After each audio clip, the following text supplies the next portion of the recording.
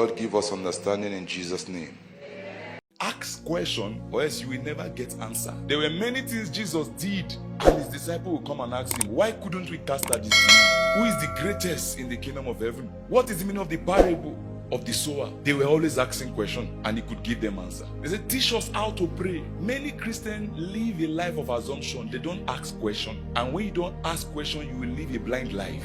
One Jonah is making a whole ship that can accommodate 300 people and goods. It was sinking because of one Jonah. And the Bible says everybody were consulting their God to know what is the cause of this. And they said to one another, come, let us cast lots that we may know for whose cause this trouble has come upon us. So they cast lots and the lot fell on Jonah. Then they said to him, please tell us for whose cause is this trouble upon us? It's a question. Then they said, what is your occupation? 2. Jesus was traced to his father. He said, is he not the carpenter's son? What is your occupation? Number 3 question, they say, where do you come from? Number 3, ask the question, what was your grandfather doing? What was your grandmother doing? What? Then where do you come from?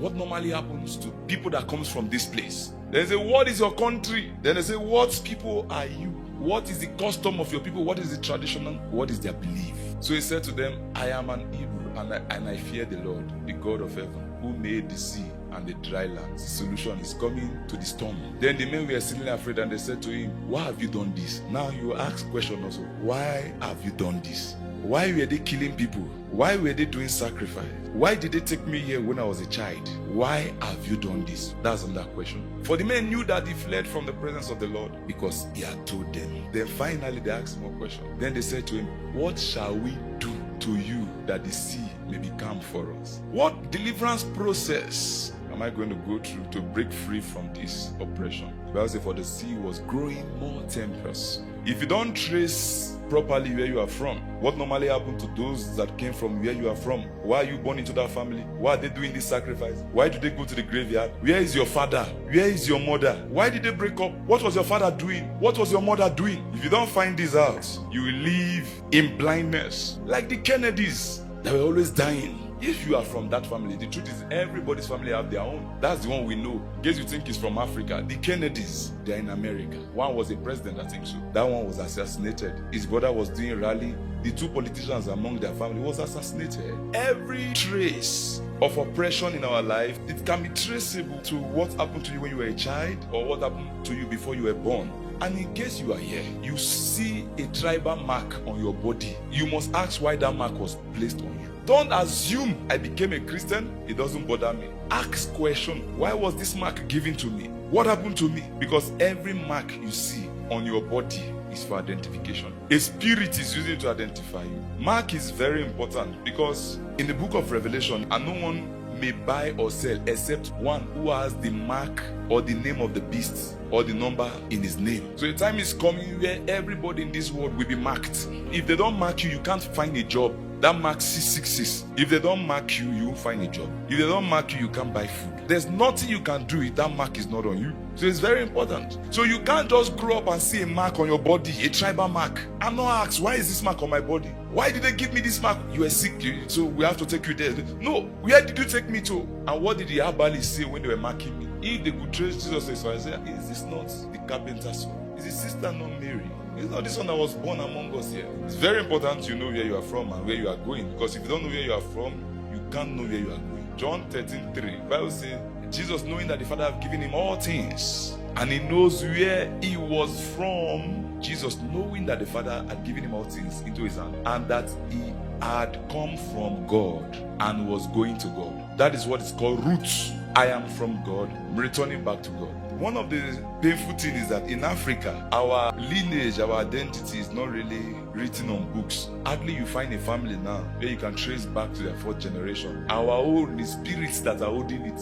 If you go to the Western world, they will tell you people's 10th generation, what happened to their 10th, what they were doing. Africa does not have history. Our history is spiritual. So you need to consult a spirit to tell you what your fathers did. You need to consult a spirit to tell you where you are from. Don't hide anything from your children. As much, even if you are a thief, for your own good, don't keep your children in limbo. Even if your parents did that mistake and maybe they passed on, you don't make that mistake. Don't make your children to guess their way through life. This life is spiritual. That's why I said Africa transfer history verbally. So my uncle was this, my auntie was this.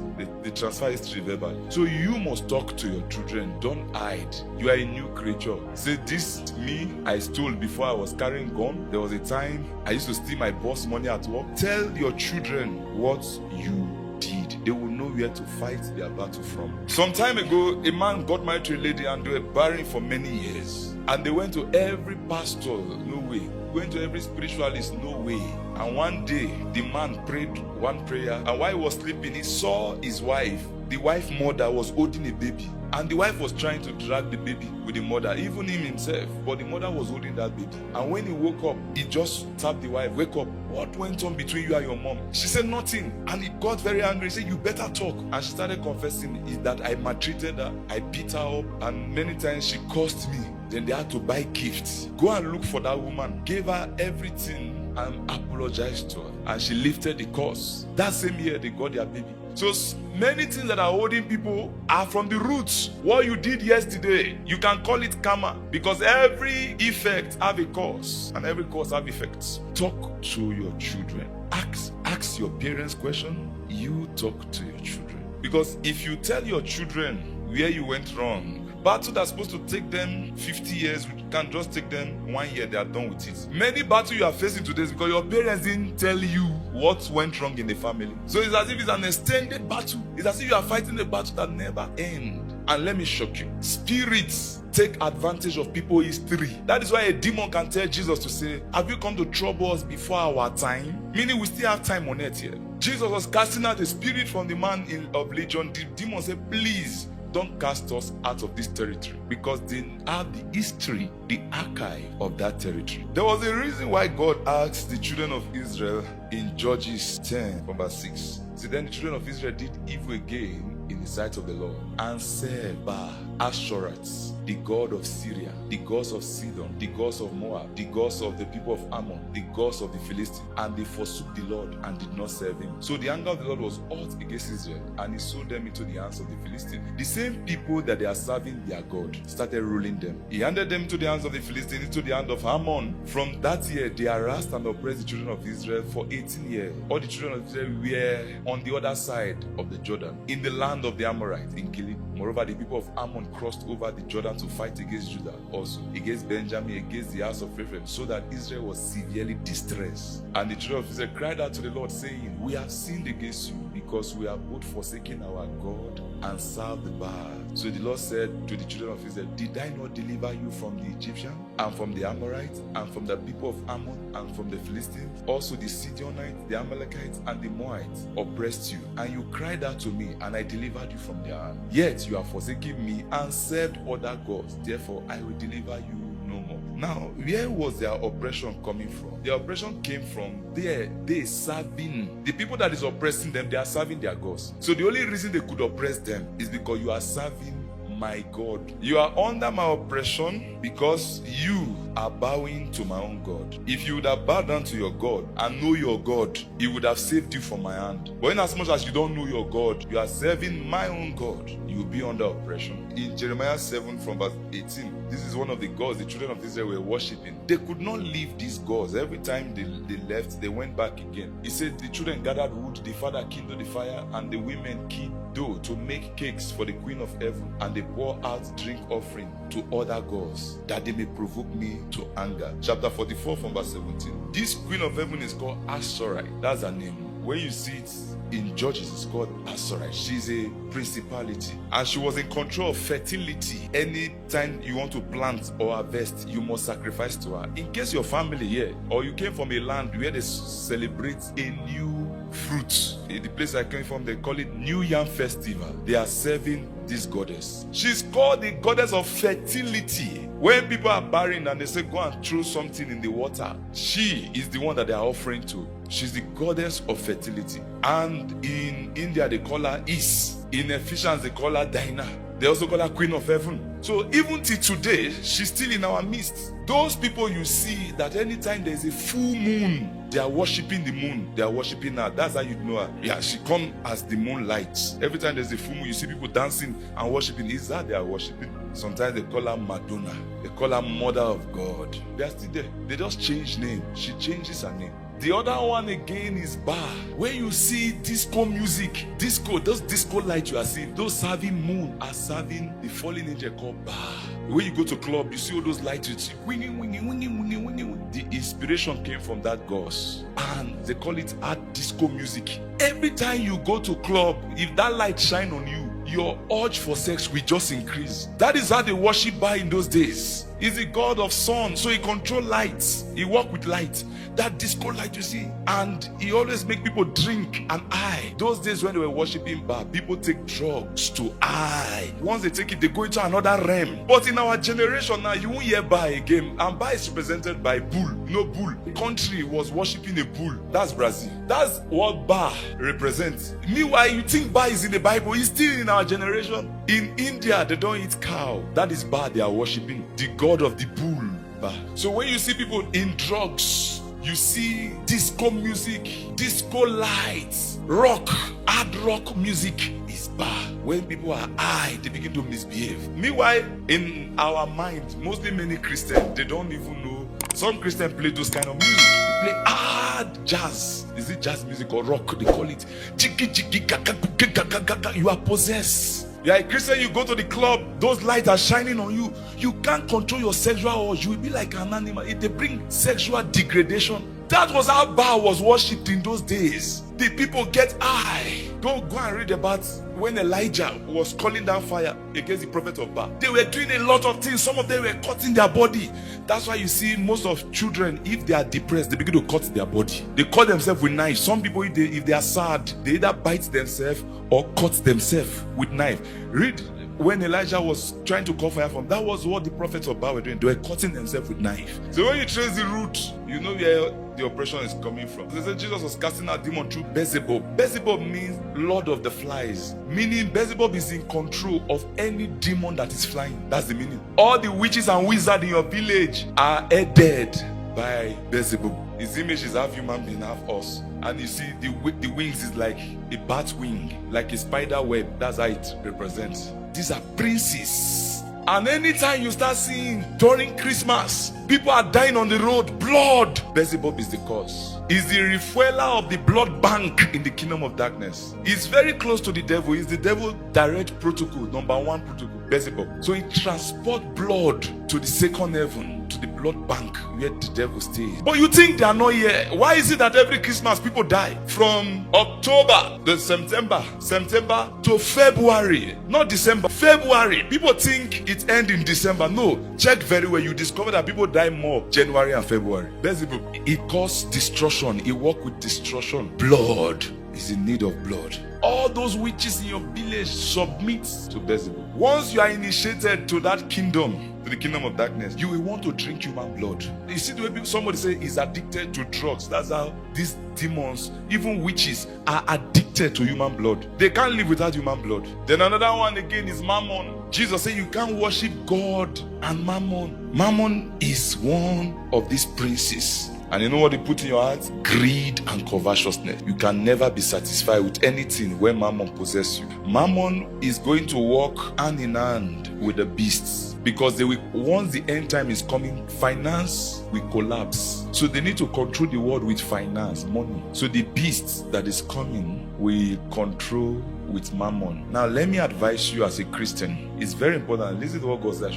Your finance is not as the same as the finance of the world. It's not about having job, having company. Many of us in church, we have jobs, we have companies. But for us to see money is a problem. Mammon fights the church intentionally. If you follow people in the world and they are telling you are not serious, you are just praying, you are just fasting, you go and walk. Mammon can allow them to make money because they know what they are using their money, not you. And Mammon is not only fighting you because you say you don't pay tithe. No, even if you are paying tithe and giving, he will still attack you. You've never addressed those spirits before. The finance of the world is controlled by Mammon. Your finance is controlled by. So you can see that we are controlled by two different. That's why the Bible says you are in the world, but not of the world. Meaning your supply also is not from here. So mammon is fighting everything against you. If you like open job, is fighting. Have business, is fighting. Have the heart to give, is fighting. It's the cause of destitute and poverty among Christians. It's not that many Christians are not working or they are not giving or they are not tithing. It fights them. So you must learn to rebuke it. Everything that is happening around us, there's a source. There's a spirit responsible for it. Now, you go and meet your father or your mother or the old person in your family. Ask question. Once you begin to ask question, you will get the season where oppression normally comes in your family. I asked question to the extent that I discovered that December was my month where demons always wait for me. I know. You don't know your moon, but the truth is that there's a moon. It's just that you've not prayed. They've not showed you. And if you don't address it in that same season, you are wasting your time. I checked my own archive. As a spiritual archaeologist, I checked back and I discovered that every December, one trouble, one December, one. First time I ever got accident, hitting by a bike is December. The first time I ever got lost in the market as a child, December. The first time I tried to drown somebody in the water, December. The first time I tried to burn somebody's house in the village, December. The first time I ever tried to drown myself in the water that was deeper than me, December. Then I knew that the only way to counter it is to fast and pray, December. That's how I stopped it. It was obvious that there was a spirit and there was an altar troubling me every December. You don't want to check. Israel committed a sin of covetousness and they were losing battle, and they lost battle to Ai, a whole country, a whole nation. And God said they should cast lots. And they cast lots from tribe to family, and they found that the family came back. I think it's Judah, and they cast to family until they found Achan that went to steal their costume, buried it in the foundation of his house. That's what we call foundational deliverance. He buried it under his house and covered it. And Joshua cried, "Oh, my son Achan, what have you done?" He said, "I will talk. When we're fighting, I saw some gold and some Babylonian garments. I loved it.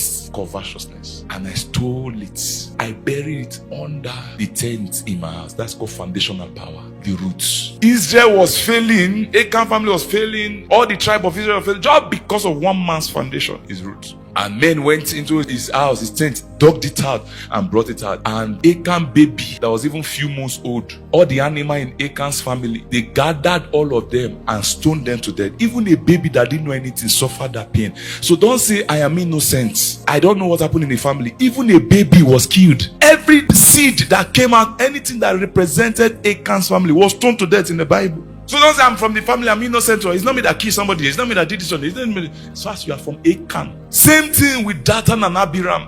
They were the fathers. They insulted Moses. But when judgment came, the ground opened and swallowed all their family, even their animals. So if you were a rat in Abiram family, you were just eating there peacefully, you would pay. If you were a chicken, everything that concerned Dathan and Abiram was swallowed on the ground. Ask question, "Daddy, mommy, who were you? What were you doing? Where are we from?" If God told Abraham in Genesis 20, say, "Get out of your father's house, get out of your country, get out from your people." And in Genesis 24 from verse 1, now Abraham was old, well advanced in age, and the Lord blessed Abraham in all things. So Abraham said to his oldest servant of his house, who ruled over all that he had, "Please put your hand under my thigh, and I will make you swear by the Lord, the God of heaven and the God of earth, that you may not take a wife for my son from the daughter of the Canaanite, among whom I dwell. But you shall go to my country and to my family and take a wife for my son Isaac."